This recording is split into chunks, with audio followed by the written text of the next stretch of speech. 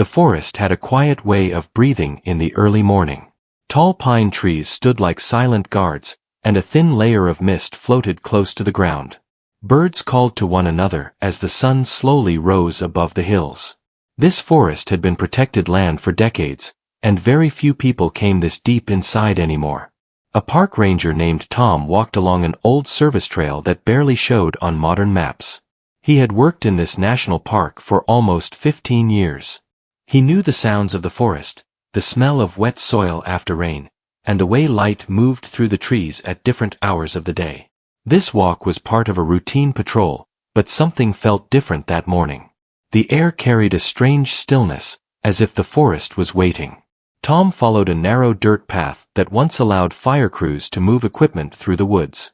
The path had not been used in many years. Weeds grew tall, roots pushed through cracked soil, and fallen branches blocked sections of the trail. He moved slowly, pushing leaves aside with his boot and marking damaged areas in his notebook. Then he saw it. At first, Tom thought his eyes were playing tricks on him.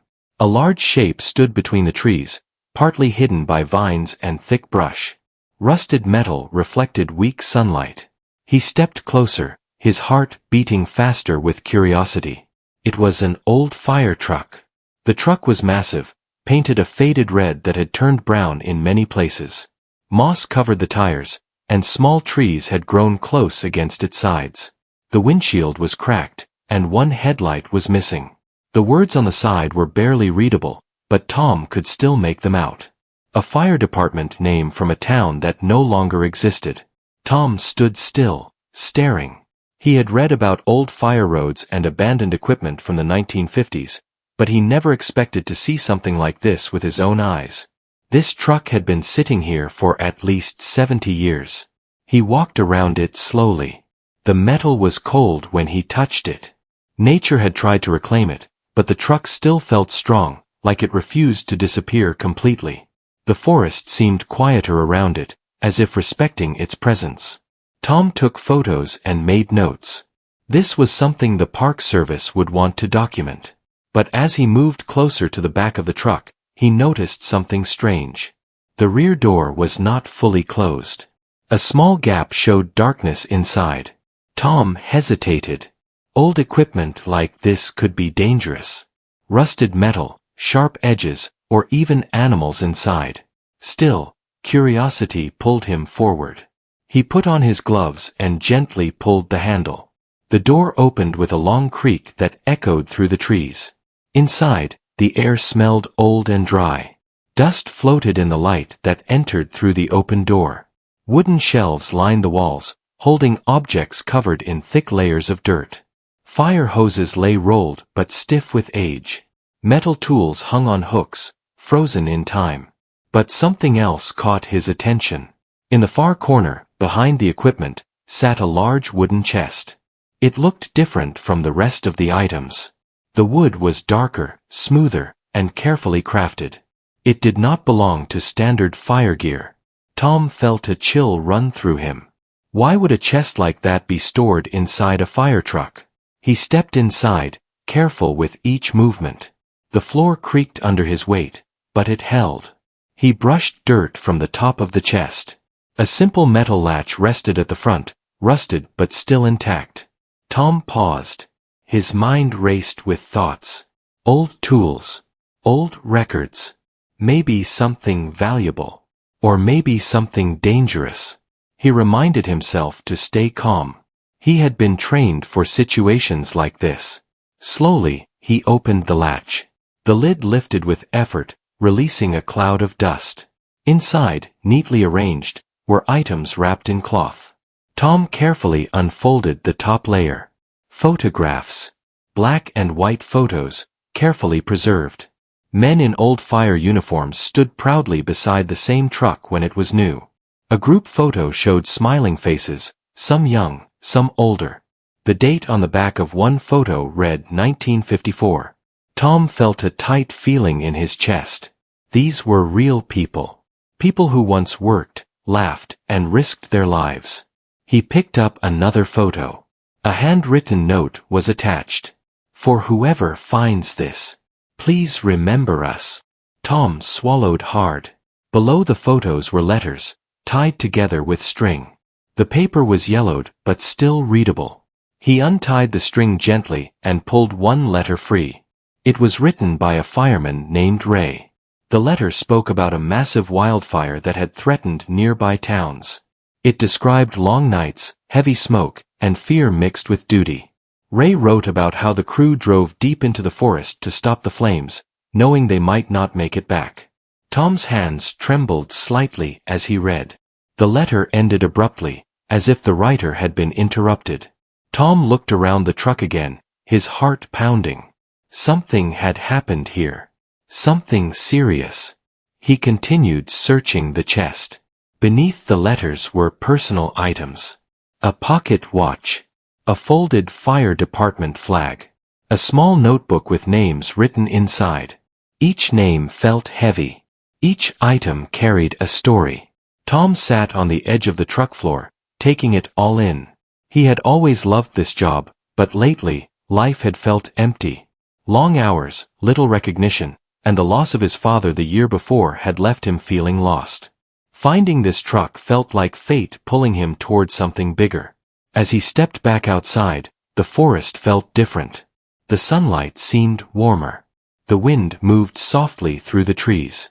It was as if the land itself was grateful that someone had finally remembered. Tom radioed his supervisor, reporting the discovery. His voice was steady, but his emotions were not.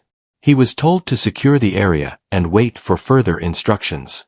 As he waited, Tom sat on a fallen log near the truck. He thought about the men in the photos. About Ray and the others who had written letters that were never meant to be buried forever. Their stories deserved to be told. But deep down, Tom felt this discovery was not just about history. Something inside him had shifted. He felt connected to these people in a way he could not explain. Like their courage was reaching across time, reminding him why he chose this path in the first place. Before leaving, Tom took one last look inside the truck.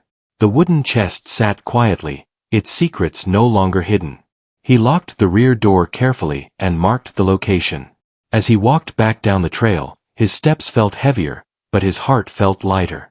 He knew this discovery would change the park. But more than that, it was already changing him. What Tom did not yet know was that this fire truck held more than memories.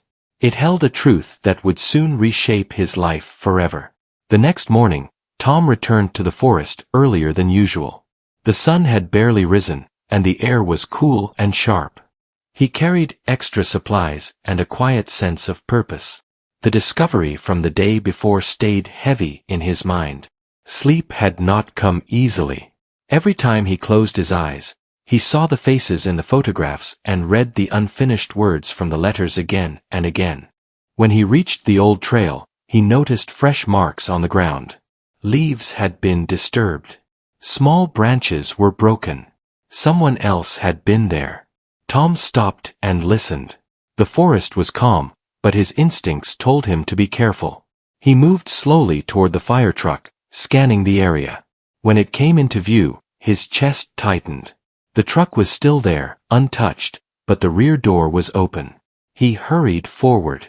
The door creaked in the same way it had the day before, but now the silence inside felt different. Tom stepped in and looked straight at the wooden chest. The lid was still closed, but the cloth covering the items inside had been moved slightly. Someone had looked inside. Tom felt a mix of fear and anger. This place was protected land. No one should have been here.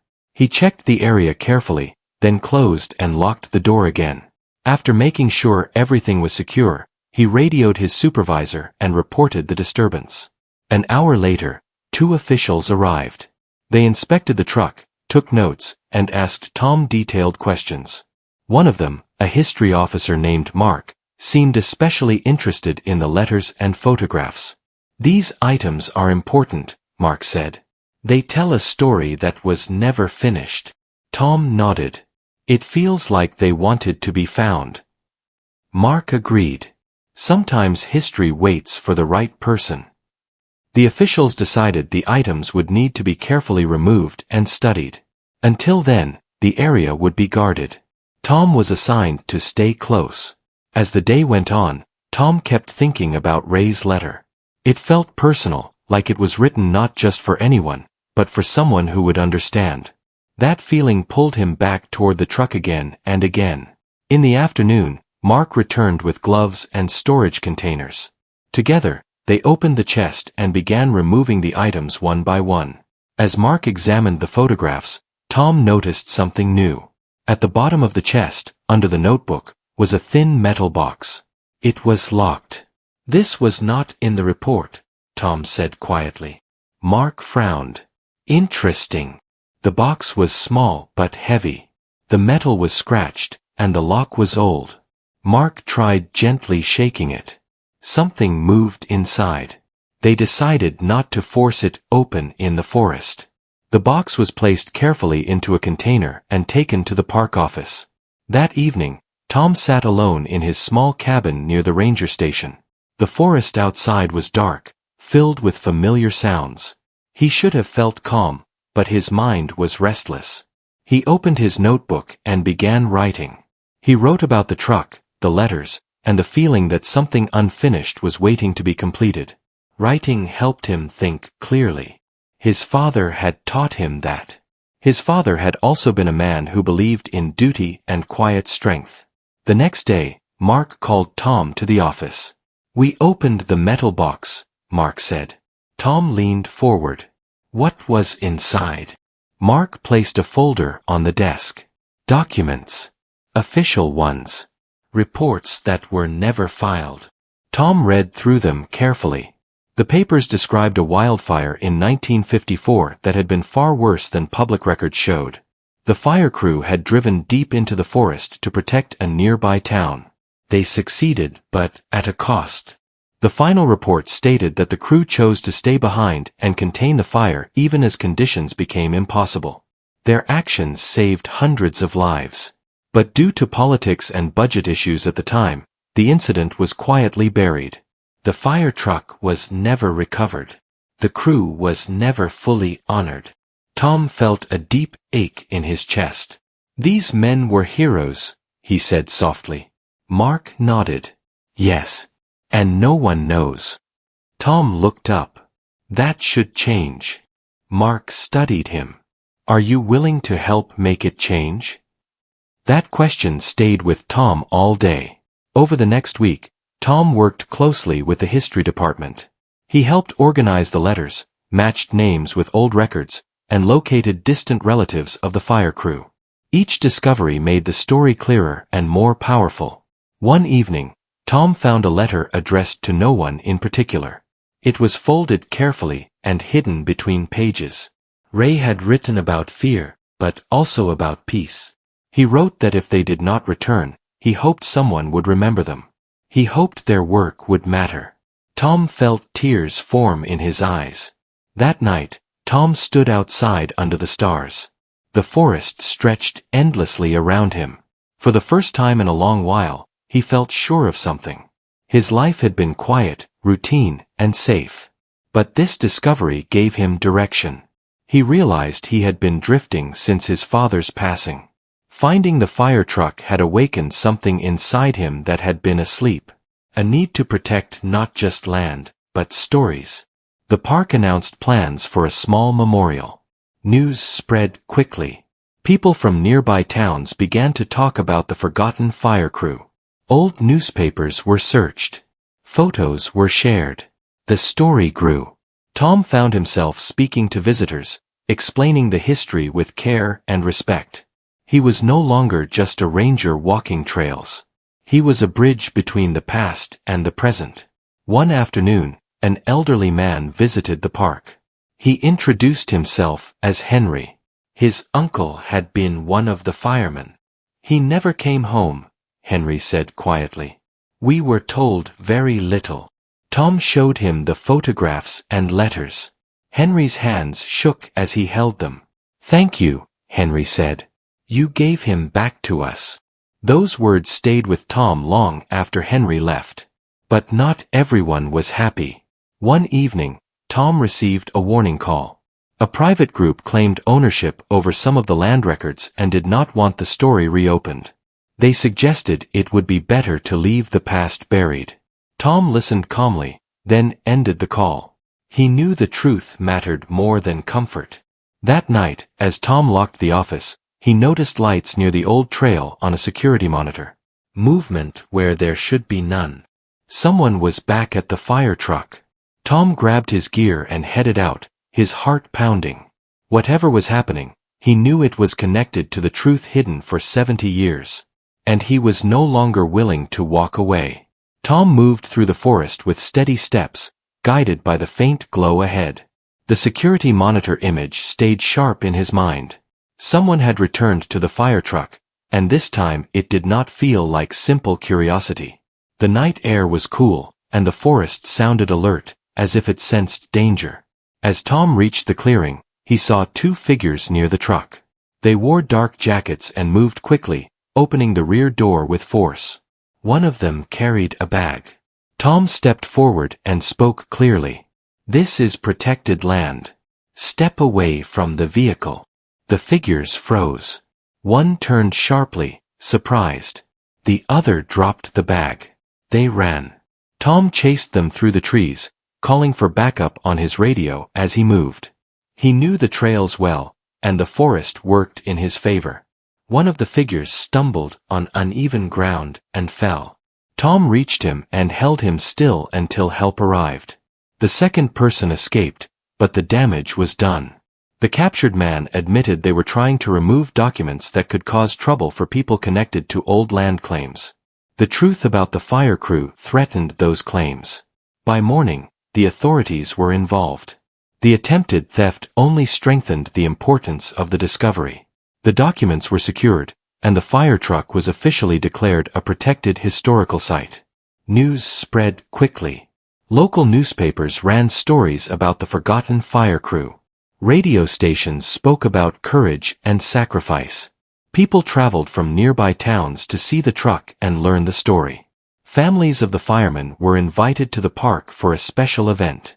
Tom worked day and night to prepare. He helped build a small viewing platform near the truck so visitors could see it safely. Information boards were placed nearby, sharing the story in clear and respectful words. The letters were carefully displayed in the park center, protected but visible. On the day of the memorial, the forest was filled with people. Old and young stood quietly among the trees. A simple wooden stage had been set up near the clearing. The air felt heavy but meaningful. Tom stood to the side, watching families hold hands and wipe tears from their eyes. Henry stood near the front, holding a photograph of his uncle. Others held copies of letters written long ago. Mark stepped forward to speak. He talked about the fire of 1954, the choices made, and the lives saved. He spoke about how history can be lost when no one listens. Then he called Tom to the stage. Tom did not feel like a hero. He felt like a caretaker. He spoke slowly, choosing simple words. "These men did not ask to be remembered," Tom said. "They only asked to do their duty. Today, we remember them because their work mattered.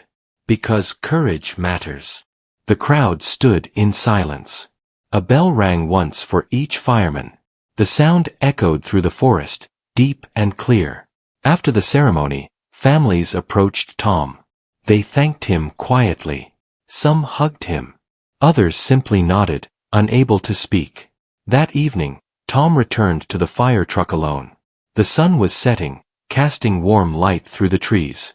He placed a small plaque near the truck with the names of the fire crew. For the first time, the truck did not feel abandoned. Weeks passed, and Tom's life continued to change. He was offered a new role within the Park Service, focusing on historical preservation. It meant less routine patrol work and more responsibility. He accepted. His cabin felt different now. It felt full instead of empty. He filled shelves with notes and books. He continued writing, recording the stories he uncovered. One night, while organizing old files, Tom found something unexpected. A final letter that had been misfiled. It was from Ray. The letter spoke about hope. Ray wrote that even if their names were forgotten, he believed someone would one day care enough to look back. He wrote that the forest would remember if people did not. Tom folded the letter carefully and placed it with the others. The park began hosting school visits. Children listened wide-eyed as Tom told the story. They asked questions about bravery and choices. Tom answered honestly. Being brave does not mean being loud, he told them. Sometimes it means staying when it would be easier to leave. Months later, Tom stood at the edge of the clearing again. Snow dusted the ground lightly. The fire truck rested quietly, protected and respected. Tom felt a sense of peace he had not known in years. He realized the discovery had changed his life because it reminded him of his own purpose. Protecting the land was important. Protecting the truth was just as important. As he walked away, the forest felt alive with memory. The trees stood tall, the ground steady beneath his feet. The fire truck was no longer a forgotten object. It was a reminder. And Tom was exactly where he was meant to be.